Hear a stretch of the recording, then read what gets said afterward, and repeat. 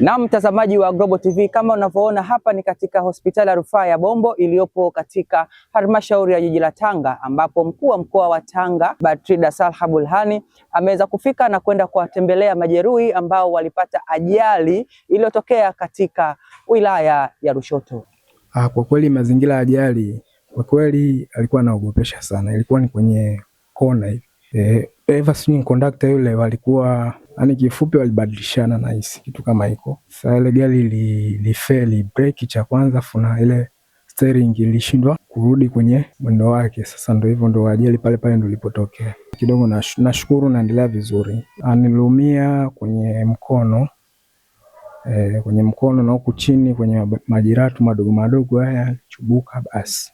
Hali yangu inaendelea vizuri. Tofauti na alivyokuja hapa. Hivi kidogo umea kwenye kifua, kwenye mgongo, kwenye mbavu huko juu. Kwenye miguu yote iko vizuri. Lakini katika hao 9, mmoja alikuja akiwa hana dalili za uhai, tukabakiwa na majeruhi 8. Katika hao 8, 2 walikuwa ni watoto na hao 6 watu wazima, 3 walikuwa ni wanaume na 3 walikuwa ni wanawake. Namshukuru Mwenyezi Mungu, tangu tumewapokea mpaka sasa hivi wote wanaendelea vizuri na hakuna yeyote ambaye ana dalili mbaya ya kuhatarisha maisha yake.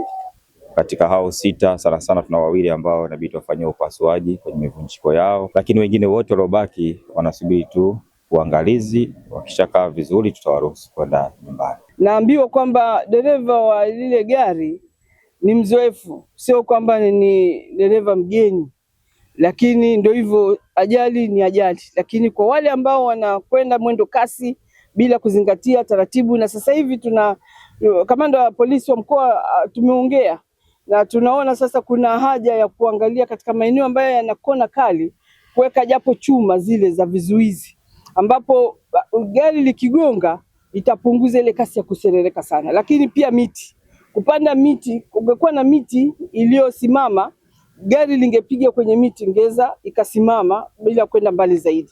Kwa hivyo tutaendelea kuhakikisha jitihada hizo zote zinakamilika. Lakini mimi napongeza sana. Hapa tulikuwa tuna mgonjwa kutoka Kenya, kama ambavyo mlimuona, ni msafiri, amekuja hana jamaa, amepata ajali, alikuwa katika shughuli zake za kibiashara kuleta bidhaa, na tukasema basi wacha tumsaidie kwa sababu ndio ujirani mwema, ndio udugu. Kutoka hapa katika hospitali hii ya Bombo, Ibrahim Kunoga, Global TV. Ili kuwa mwanafamilia bora wa Global TV, usisahau kusubscribe, like, kushare na kucomment.